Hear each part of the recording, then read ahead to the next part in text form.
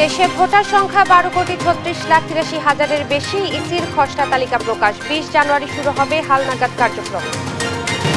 ব্যক্তি ক্ষমতার কাছে সরকারের শক্তি কিছুই নয়। সমাজসেবা দিবসে ডক্টর ইউনূস জনকল্যাণের সামাজিক ব্যবসা জোরদারের তাগিদ।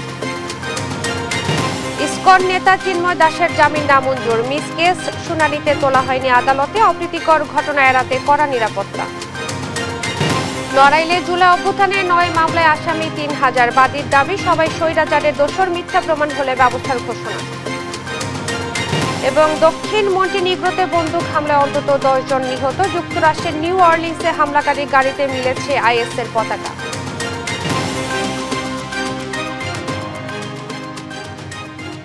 দেখছিলেন সংবাদ শিরোনাম, সঙ্গে আছি আমি ইশরাত জাহান মনি। এবারে বিস্তারিত। দেশে এখন ভোটার সংখ্যা 12,36,83,512 জন। আগের থেকে বেড়েছে 18,33,352 জন। বৃহস্পতিবার দুপুরে সংবাদ সম্মেলনে ভোটার তালিকা প্রকাশ করে নির্বাচন কমিশন। নির্বাচন কমিশনার আবুল ফজল মোহাম্মদ সানাউল্লাহ জানান, চলতি বছরের 1 জানুয়ারি পর্যন্ত 12,36,83,512 জন ভোটার রয়েছে। এ তালিকায় 13,151 জন প্রবাসী ভোটার অন্তর্ভুক্ত হয়েছেন।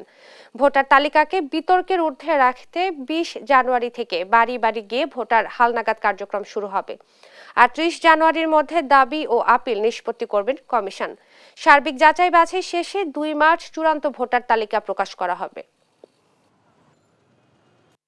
আমাদের ভোটার তালিকা যাচাইকরণ এবং বাদ পড়ে যাওয়া ভোটারদের তথ্য সংগ্রহের জন্য বাড়ি বাড়ি যাব। সেই কার্যক্রম শুরু হবে আগামী 20 জানুয়ারি 2025। ভোটাধিকার নিশ্চিতের এবং প্রয়োগের প্রথম এবং পূর্ব শর্তই হচ্ছে ভোটার তালিকায় সন্নিবেশিত হওয়া। ব্যক্তি ক্ষমতার কাছে সরকারের শক্তি কিছুই নয়, আর ব্যক্তি সত্তা জেগে উঠলে সব সমস্যার সমাধান সম্ভব। এমনটাই বললেন প্রধান উপদেষ্টা ডক্টর মোহাম্মদ ইউনূস। জানান, শুধু ব্যক্তি স্বার্থে নয়, জনকল্যাণে ব্যবসা করা উচিত। সামাজিক ব্যবসার মাধ্যমেই পরের স্বার্থ রক্ষা করা সম্ভব। বৃহস্পতিবার জাতীয় সমাজ সেবা দিবস 2025 উপলক্ষে আয়োজিত ওয়াকাথন ও সমাজসেবা সম্মেলন উদ্বোধন অনুষ্ঠানে এসব কথা বলেন প্রধান উপদেষ্টা। মোহাম্মদ সাকিবের প্রতিবেদন। বৃহস্পতিবার জাতীয় সংসদ ভবনের দক্ষিণ প্লাজায় পায়রা অবমুক্ত ও বেলুন উড়িয়ে জাতীয় সমাজ সেবা দিবস উপলক্ষে আয়োজিত ওয়াকাথন ও সমাজসেবা সম্মেলন উদ্বোধন করেন অন্তর্বর্তী সরকারের প্রধান উপদেষ্টা ডক্টর মোহাম্মদ ইউনূস। এই সময় দেশ ও জনগণের কল্যাণে কাজ করে যাওয়ার কথা বলেন বক্তারা। জনকল্যাণ মন্ত্রণালয় ওনাদের কাজের মাধ্যমে সেবা সবার কাছে পৌঁছে দেবে আশা করি। দেশের সিংহভাগ জনগোষ্ঠী এই মুহূর্তে কর্মক্ষম এবং তরুণদের দিকে তাকালে আপনারা খুব স্পষ্টভাবে দেখতে পাবেন যে আমাদের মধ্যে কাজ করার একটা আকাঙ্ক্ষা, আমরা দেশকে কিছু একটা দিতে চাই। দেশের বয়োজ্যেষ্ঠ দুস্থদের জন্য বয়স্ক ভাতা বাবদ মাসিক 600 টাকা বরাদ্দ করা হয়, যা দিয়ে একজন বয়োজ্যেষ্ঠ মানুষের মৌলিক চাহিদা চিকিৎসা সুবিধা প্রাপ্তির ন্যূনতম পূরণ হয় না। আমি আজকে এই সমাজসেবা দিবসে দুস্থ বয়োজ্যেষ্ঠদের জন্য মিনিমাম 3000 টাকা বয়স্ক ভাতা প্রদানের দাবি জানাচ্ছি। সমাজের দরিদ্র সীমার নিচে বসবাসকারী নারী জনগোষ্ঠী পুষ্টি চাহিদা পূরণের লক্ষ্যে বিশেষ ভাতা প্রদানের দাবি জানাচ্ছি। প্রধান অতিথির বক্তব্যে প্রধান উপদেষ্টা বলেন, শুধু ব্যক্তি স্বার্থে নয়, জনগণের কল্যাণে সামাজিক ব্যবসার প্রসার ঘটাতে হবে। নিঃস্বার্থে যেরকম ব্যবসা করা যায়, পরের স্বার্থেও ব্যবসা করা যায়। যে ব্যবসার থেকে আমি নিজে 1 পয়সাও মুনাফা নেব না, যাবতীয় যা কিছু করছি পরের স্বার্থে করছি, এবং সেই টাকা যা রোজগার হবে সেই ব্যবসার মধ্যে থেকে যাবে, এতে আমি আনন্দ পাব। সামাজিক সমস্যা সমাধানে সরকার নয়, ব্যক্তি ক্ষমতার গুরুত্ব তুলে ধরেন তিনি। আমাদের যে শক্তি আছে, ব্যক্তির যে শক্তি আছে, সেই শক্তির কাছে সরকারের শক্তি নস্যি, মোটেই তুলনা করা যায় না। আমাদের শক্তি, ব্যক্তির শক্তি, এটা প্রচণ্ড শক্তি। একবার শুধু তাকে উন্মোচন করা, জাগিয়ে তোলা। সমাজসেবা প্রতিটি মানুষের দায়িত্ব, আর মন্ত্রণালয়ের কাজ সবাইকে তা মনে করিয়ে দেওয়া বলেও জানান ডক্টর ইউনূস। সমাজসেবা প্রতিটি মানুষের দায়িত্ব। মন্ত্রণালয়ের কাজ হলো আমাদেরকে স্মরণ করিয়ে দেওয়া, পাছে যেন ভুলে না যাই, এই দায়িত্ব থেকে আমরা দূরে সরে না যাই। দেশ ও জনগণের সেবায় সবাইকে সরকারের পাশে থাকার আহ্বানও জানান প্রধান উপদেষ্টা। দেশের সবাইকে মনে করিয়ে দেওয়া এই দায়িত্বের কথা। আশা করি এই আহ্বান সবার কাছে পৌঁছবে। মোহাম্মদ সাকিব, দেশ টিভি, ঢাকা। রাষ্ট্রদ্রোহ মামলায় গ্রেপ্তার সনাতনী জাগরণ জোটের মুখপাত্র চিন্ময় কৃষ্ণ দাসের জামিন নামঞ্জুর করেছেন আদালত। বৃহস্পতিবার সকালে জামিন শুনানি শেষে চট্টগ্রাম মহানগর দায়রা জজ মোহাম্মদ সাইফুল ইসলাম এই আদেশ দেন। মিস কেস হিসেবে শুনানিতে চিন্ময়কে আদালতে তোলা হয়নি। অপ্রীতিকর ঘটনা এড়াতে এবার আদালত প্রাঙ্গণে নেওয়া হয় বাড়তি নিরাপত্তা ব্যবস্থা। এর আগে গেল ২৬ নভেম্বর ম্যাজিস্ট্রেট আদালতে চিন্ময় দাসের জামিন নামঞ্জুর হলে আদালত প্রাঙ্গণে হামলা ও ভাঙচুর চালায় তার সমর্থকরা। গেল বছরের ২৫ নভেম্বর চিন্ময় কৃষ্ণ দাসকে গ্রেপ্তার করে পুলিশ।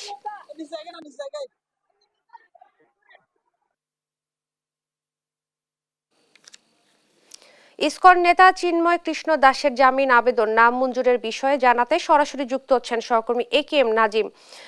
নাজিম, শুনানিতে কি বলেছেন আদালত, আইনজীবীরা কি বলছেন, জানাবেন সব মিলিয়ে। চিন্ময় কৃষ্ণ দাসের যে জামিন শুনানি হওয়ার কথা ছিল সেটি কিছুক্ষণ আগে কিন্তু মহানগর দায়রা জজ সাইফুল ইসলামের আদালতে হয়েছিল, কিন্তু তাকে আদালত জামিন দেয়নি। আমরা যেটি জেনেছি, দুই পক্ষ, রাষ্ট্রপক্ষ এবং আসামি পক্ষর শুনানি শেষে আদালত কিন্তু এই মামলার জামিন নামঞ্জুর করেছেন। এই মামলাকে কেন্দ্র করে কিন্তু চিন্ময় কৃষ্ণ দাসকে আদালতে আনা হয়নি, কিন্তু তার যে শুনানি হয়েছিল সেই জন্য কিন্তু আইন শৃঙ্খলা বাহিনীর পক্ষ থেকে কঠোর নিরাপত্তা জোরদার করা হচ্ছে, কারণ আদালতের সবগুলো প্রবেশদ্বারে কিন্তু খুব কঠোর নিরাপত্তা রেখেছেন আইন শৃঙ্খলা বাহিনী। আমরা এখন কথা বলবো একজন সুপ্রিম কোর্টের একজন আইনজীবীর সাথে। আজকে তো আদালতে চিন্ময় কৃষ্ণ দাসের জামিন শুনানি হওয়ার কথা ছিল, শুনানি হয়েছে, আদালত কি নির্দেশ দিয়েছে বা কি হচ্ছে যদি আমাদের একটু বিস্তারিত বলতেন। এটা হচ্ছে আসলে চিন্ময় ব্রহ্মচারীর মামলার আজকে মিস কেসটা যেটা জামিন শুনানি ছিল, তো সেই জামিন শুনানিতে বিজ্ঞ আদালতে রাষ্ট্রপক্ষে যিনি পিপি রয়েছে, মহানগর পিপি মফিজুল ভূঁইয়া সাহেব রাষ্ট্রপক্ষে বক্তব্য তুলে ধরেছেন।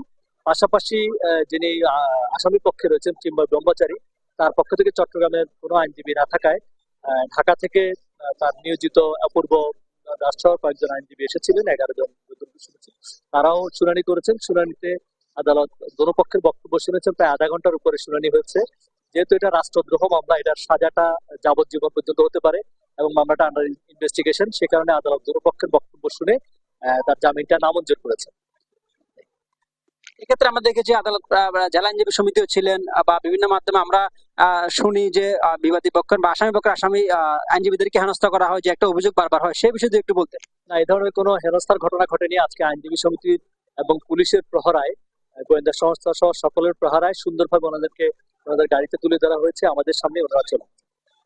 শুনছিলেন যে আইনজীবী যেটি বলছেন যে চিন্ময় কৃষ্ণ দাসের যে জামিন শুনানি সেটা হওয়ার পর আদালত দুই পক্ষের কিন্তু প্রায় 1.5 ঘন্টা পর্যন্ত আসামি পক্ষ এবং রাষ্ট্রপক্ষের যে কথা সেটি আদালত শুনেছেন। শোনার পরেই কিন্তু আদালত যে রায় দিয়েছেন সেটা হচ্ছে যে এই মামলার জামিন নামঞ্জুর করেছেন। নামঞ্জুর করার ক্ষেত্রে আমরা যেটি আসামি পক্ষের যে আইনজীবী তার সাথে তেমন ভাবে কথা বলতে পারিনি, তবে বিভিন্ন মাধ্যমে জেনেছি তারা এই বিষয়ে উচ্চ আদালতে যাবেন বলে আমরা জেনেছি, কারণ এর আগেই চিন্ময় কৃষ্ণ ব্রহ্মচারীর যে আইনজীবী, তারা কিন্তু 11 জন আইনজীবী চট্টগ্রাম আদালতে এসেছিলেন, তারা জামিন শুনানিতে কিন্তু অংশ নিয়েছেন। এক্ষেত্রে আমরা যেটি দেখেছি, জেলা আইনজীবী সমিতি সহ চট্টগ্রাম আদালত আইনজীবী যারা আইনজীবী রয়েছেন তারা কিন্তু সহযোগিতা করেছেন, এবং জেলা আইনজীবী সমিতির সভাপতি, সাধারণ সম্পাদক সহ অন্যান্য সমিতির যারা নেতৃবৃন্দ ছিলেন তাদেরকে আমরা দেখি তারা আদালত প্রাঙ্গণে ছিলেন।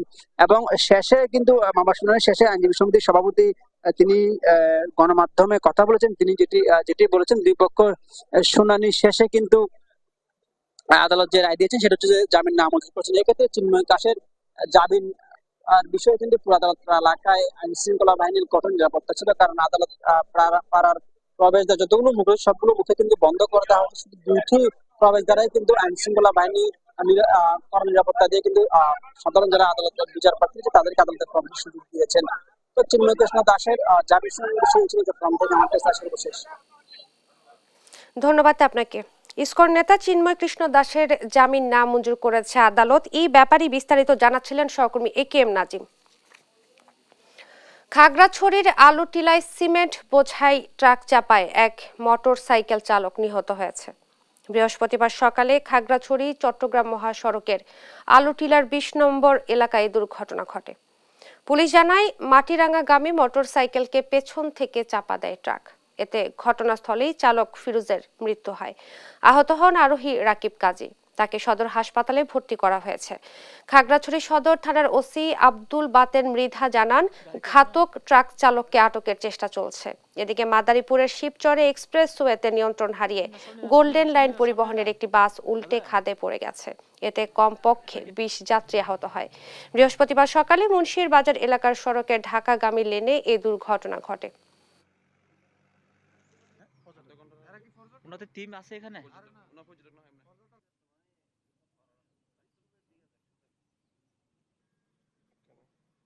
গাড়ি কি আপনার? মেহেরপুরের গাংনী ও বরগুনায় ২ যুবদল নেতাকে হত্যার খবর পাওয়া গেছে। মেহেরপুরের গাংনীতে নিখোঁজ হওয়ার ১২ ঘন্টা পর আলমগীর হোসেন নামের এক যুবদল নেতার মরদেহ উদ্ধার করে পুলিশ। বৃহস্পতিবার সকালে শহর বাড়িয়া কামারখালী মাঠ থেকে গলা কাটা অবস্থায় তার মরদেহ উদ্ধার করে তারা। মরদেহের পাশ থেকে খুনের কারণ সম্বলিত হাতে লেখা একটি চিরকুট পাওয়া যায়। নিহত আলমগীর হোসেন গাংনী পৌরসভার ১ নম্বর ওয়ার্ড যুবদলের সভাপতি। এদিকে বরগুনার পাথরঘাটা উপজেলার কালমেঘা ইউনিয়নের নুরিয়া স্কুল সংলগ্ন সড়কে যুবদল নেতাকে কুপিয়ে হত্যা করা হয়েছে। ছাত্রদলের প্রতিষ্ঠা বার্ষিকীর কর্মসূচি পালন শেষে শ্বশুর বাড়ি যাওয়ার পথে পূর্বশত্রুতার জের ধরে মোহাম্মদ হাসান এবং রাব্বি নামের দুজন নাসিরকে আটকে এলোপাথারি কুপিয়ে গুরুতর আহত করে পালিয়ে যায়। উপাচার্য ইমরান রহমানের পদত্যাগ সহ ৫ দফা দাবিতে উত্তাল university of liberal arts Bangladesh ULAB. বুধবার মধ্যরাতে দাবি আদায় ক্যাম্পাসে অবস্থান কর্মসূচি শুরু করে তারা। বেলা ১২টার মধ্যে পদত্যাগ না করলে আমরণ অনশনের ঘোষণা দেয় শিক্ষার্থীরা। আরো জানাচ্ছেন এনআই নাহিদ। উপাচার্য ইমরান রহমানের পদত্যাগ সহ শিক্ষার্থীদের ৫ দফা দাবিতে বুধবার গভীর রাতে উত্তাল হয়ে ওঠে university of liberal arts Bangladesh ULAB campus. July বিপ্লবের স্পিরিটকে অসম্মান ও আন্দোলনকারী শিক্ষার্থীদের হয়রানির দায় নিয়ে ভিসির পদত্যাগ, ট্রাস্টি বোর্ড অপসারণ, ডিসিপ্লিনারি কমিটি ও প্রক্টোরিয়াল বডির পদত্যাগ, শিক্ষার্থী সহ অংশীজনের মতামতের ভিত্তিতে ইউল্যাবের কোড অফ কন্ডাক্ট যৌক্তিক সংস্কার এবং মুক্ত চিন্তা, মত প্রকাশ ও ব্যক্তি স্বাধীনতা হরণকারী সব কালাকানুন বাতিলের দাবি জানায় শিক্ষার্থীরা। আমরা চাচ্ছি যে আমাদের ভিসি স্যার প্রভিসি আমাদের ওনারা পদত্যাগ করুক, প্রক্টোরিয়াল বডি চেঞ্জ হোক, আমরা এটা চাচ্ছি। আমরা সারাদিন এখানে শান্তিপূর্ণ আন্দোলন করছি, কিন্তু তার থেকে আমরা কোনো বিজ্ঞপ্তি বা কোনো কিছু এখনো পাইনি। সো আমরা লাস্ট আলটিমেটাম দিচ্ছি, আগামীকালের মধ্যে সেই আলটিমেটাম যদি সে পূর্ণ না করে তাহলে আমরা বৃহত্তর আন্দোলনে যাচ্ছি। সিসিউ নামে একটা সিন্ডিকেট, ওরা সবসময় পরিচালনা করতে চাচ্ছে, কিন্তু আমরা এটা আমাদের ডিপার্টমেন্ট থেকে স্বাধীনভাবে স্বায়ত্তশাসিতভাবে পরিচালনা করতে পারছি না। এখন এই সকল কর্মকাণ্ডগুলো উদারনিকেতন বিশ্ববিদ্যালয়ের পরিপন্থী। বৃহস্পতিবার বেলা ১২টার মধ্যে পদত্যাগের আলটিমেটাম দিয়ে দাবি আদায়ে প্রয়োজনে আমরণ অনশনে যাওয়ার ঘোষণা দেয় তারা। কাল দুপুর ১২টার মধ্যে তারা যদি পদত্যাগপত্র জমা না দেয় তাহলে আমরা শিক্ষার্থীরা আমরণ অন্বেষণ করতে বাধ্য হব। হাজার হাজার মানুষ রক্ত দিয়েছে, জীবন দিয়েছে, তাদের সেই রক্তের প্রতি সুবিচার করার জন্য আমরা আমাদের শিক্ষা প্রতিষ্ঠানকে আমরা কোনোভাবেই কলঙ্কিত হতে দিতে পারি না। সেই প্রতিষ্ঠানকে আমাদের কলঙ্কমুক্ত অবশ্যই করতে হবে, না হলে এখান থেকে বের হয়ে আমাদের শুনতে হবে তোমরা ফ্যাসিবাদের শিষ্য, তোমরা স্বৈরাচারের শিষ্য হিসেবে এখান থেকে বের হয়েছো। দাবি পূরণ না হওয়া পর্যন্ত আন্দোলন চলবে বলেও জানায় শিক্ষার্থীরা। এনআই নাহিদ, দেশ টিভি, ঢাকা।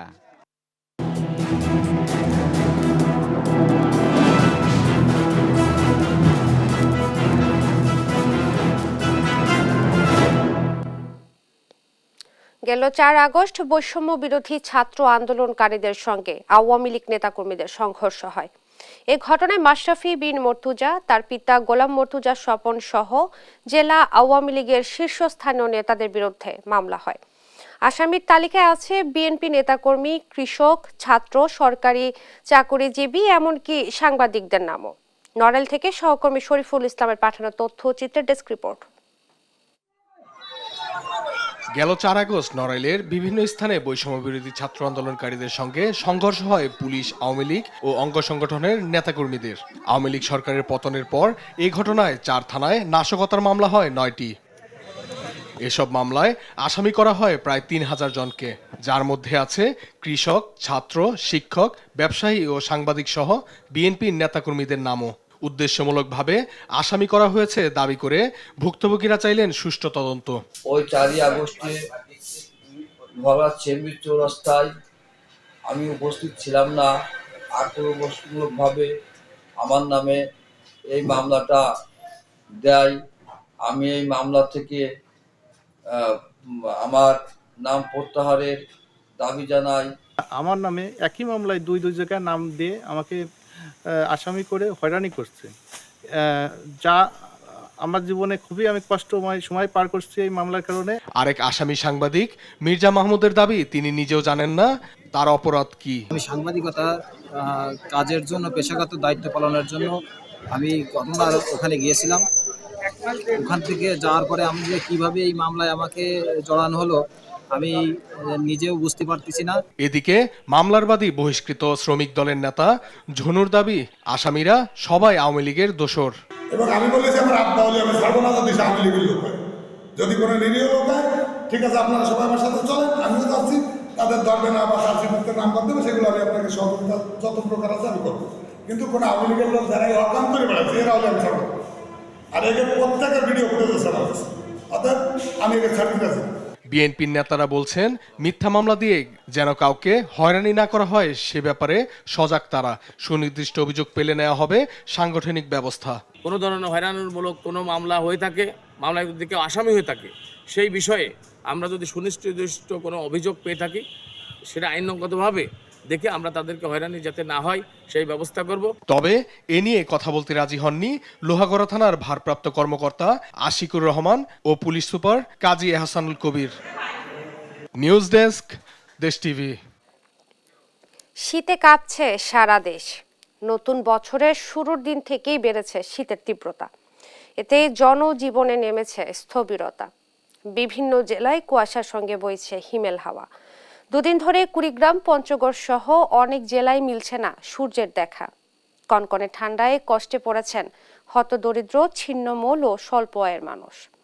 পুরো জানুয়ারি জুড়ে কয়েকটি শৈত্যপ্রবাহ বয়ে যাওয়ার কথা জানিয়েছে আবহাওয়া অফিস। সহকর্মীদের পাঠানো তথ্যচিত্রে টুম্পা আফরোজের ডেস্ক রিপোর্ট। শীতে স্থবির হয়ে পড়েছে কুড়িগ্রাম। গত 24 ঘন্টায় তাপমাত্রা সামান্য বৃদ্ধি পেলেও কমেনি শীতের তীব্রতা। কুয়াশার সাথে বইছে হিমেল বাতাস। গত দুদিন ধরে দেখা মিলছে না সূর্যেরও। বৃহস্পতিবার সকাল 9টায় জেলায় সর্বনিম্ন তাপমাত্রা রেকর্ড করা হয়েছে 11.3 ডিগ্রি সেলসিয়াস।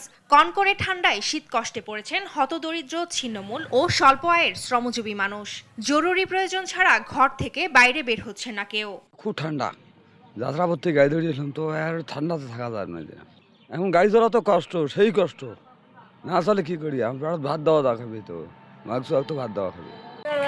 ঠান্ডার জন্য হাত পাং টোপলা লাগছে, কর্ম না করলে বেড়ে ভাত যায় না আমার। এই যে এই শীতের মধ্যে বেড়াচ্ছি আমরা কর্ম করি খাবার জন্য। এত যে ইলি পাইছে, কত কি কম্বল আছে আমরা পাইনি, কিছু পাইনি আমরা।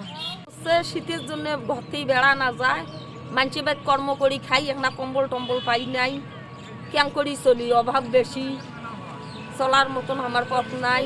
তীব্র শীতে জবুথবু লালমনিরহাট। গত 3 দিনে জেলায় দেখা মিলছে না সূর্যের। দিনের বেলাতেও চারপাশ ঘন কুয়াশায় ঢাকা থাকায় হেডলাইট জ্বালিয়ে চলছে যানবাহন। জেলায় সকাল 6টায় 10.5 ডিগ্রি সেলসিয়াস তাপমাত্রা রেকর্ড করা হয়েছে। তীব্র শীতে ব্যাহত হচ্ছে দৈনন্দিন কাজ। আসলে আজকে প্রচন্ড ঠান্ডা, 2 দিন থেকে মানুষ হাত পা গোড়ায় আসতেছে, ঠান্ডায় ঘর থেকে বাড়ি হইতেছে না। গত কয়েকদিন থেকে প্রচণ্ড ঠান্ডা, কুয়াশা, এবং আমরা কর্ম করতে পারতেছি না। ঠান্ডার অবস্থা খুবই খারাপ, গরিবদের প্রচণ্ড অসুবিধা হয়ে গেছে। আমাদের এখানে প্রচণ্ড ঠান্ডা, আমরা ঠান্ডায় বাইরে হইতে পারতেছি না, প্লাস কাজ করতেও খুব কষ্ট হচ্ছে ঠান্ডায়। হিমালয় কন্যা পঞ্চগড়ে ভৌগোলিকভাবেই শীতের প্রভাব থাকে 4 থেকে 5 মাস। এবার নতুন বছর শুরুর দিন থেকেই বেড়েছে শীতের দাপট। হিমেল হাওয়া, কনকনে ঠান্ডা আর ঘন কুয়াশায় জনজীবনে নেমেছে স্থবিরতা। বৃহস্পতিবার সকাল ৯টায় তেঁতুলিয়া আবহাওয়া অফিসে সর্বনিম্ন তাপমাত্রা রেকর্ড করা হয় 11.3 ডিগ্রি সেলসিয়াস, আর্দ্রতা 97% আর বাতাসের গতিবেগ ছিল 12 থেকে 15 কিলোমিটার। পুরো জানুয়ারি মাস জুড়ে পঞ্চগড়ে কয়েকটি শৈত্যপ্রবাহ বয়ে যেতে পারে বলে জানিয়েছে আবহাওয়া অফিস।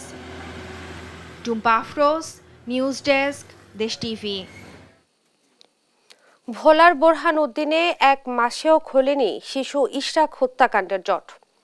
3 জনকে সন্দেহভাজন হিসেবে গ্রেফতার করা হলেও প্রধান আসামিকে চিহ্নিত করা সম্ভব হয়নি।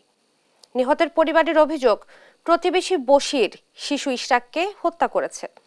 আর পুলিশের দাবি, তদন্ত করে আসামিদের গ্রেফতারের প্রক্রিয়া চলছে।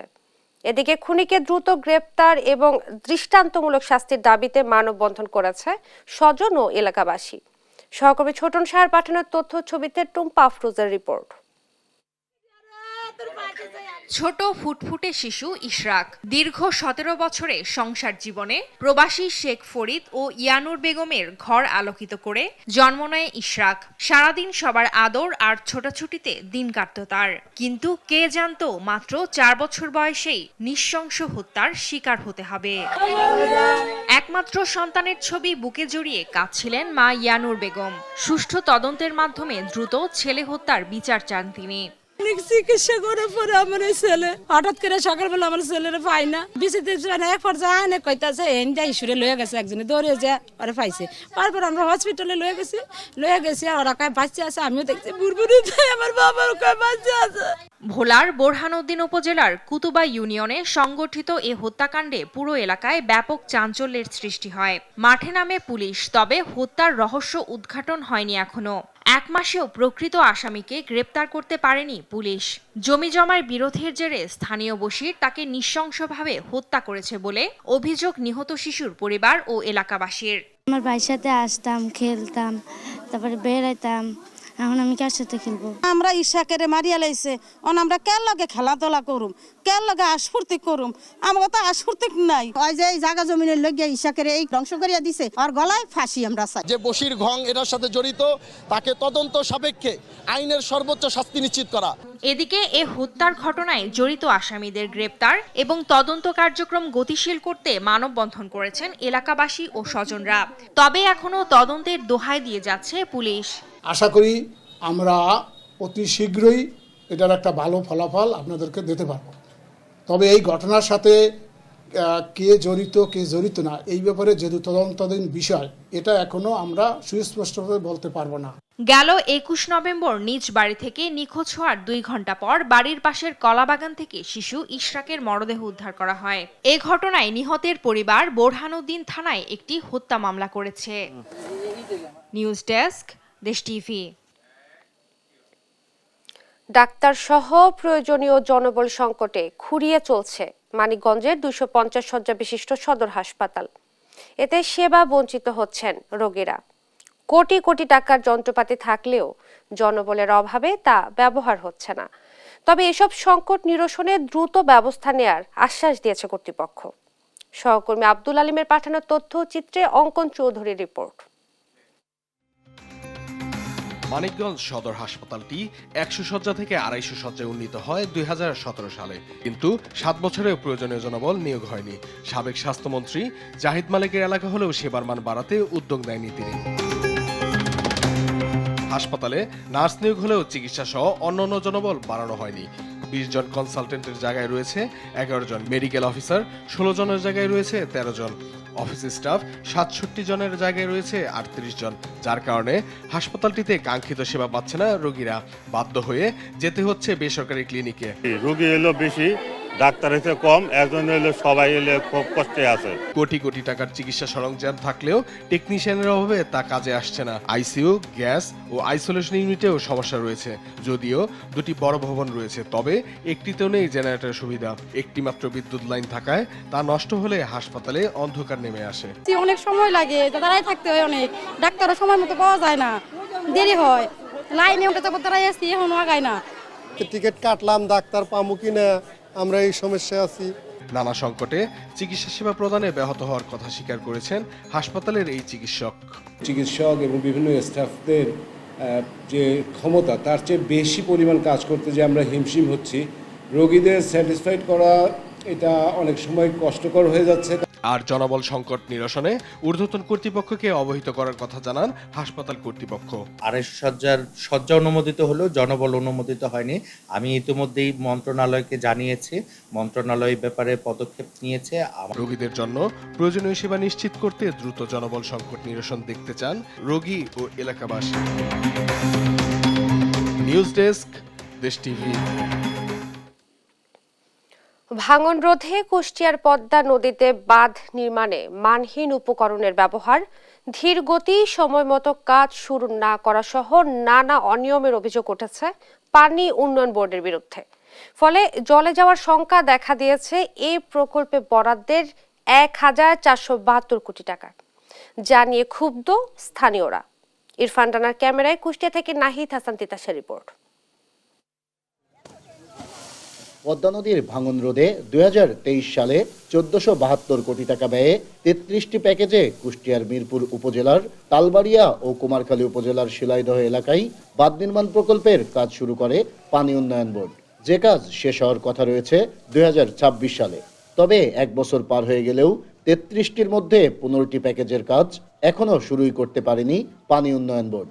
আর যে 18টি প্যাকেজের কাজ শুরু হয়েছে সে কাজ নিয়েও উঠেছে মানহীন উপকরণের ব্যবহার, ধীরগতিসহ নানা অনিয়মের অভিযোগ। ঠিকমতো কাজ হচ্ছে না, একদিন কাজ হলে হাফ বেলা হচ্ছে না, একটু বন্ধ থাকছে, আবার কাজ চলছে। যে বসে জিও ব্যাগ ফেলছেন এতে কোনো কাজই হচ্ছে না, যা ফেলছেন জলে চলে যাচ্ছে। ফেলার খাতে 10 টাকা করে ফেলছেন, 5 টাকা করে, এতে সব চুরি করে ধান দাপড়ে রাখছেন। আমাদের বাঁচাতে আসেন নিতে আপনারা। স্থানীয়রা বলছেন ভাঙনপ্রবণ এ এলাকায় 10 কিলোমিটার বাঁধ নির্মাণের কথা থাকলেও পানি উন্নয়ন বোর্ড কাজ শুরু করেছে মাত্র 4 কিলোমিটার। এতে ভাঙন দূরত্ব দূরের কথা, শঙ্কা দেখা দিয়েছে আরও তীব্র ভাঙনের।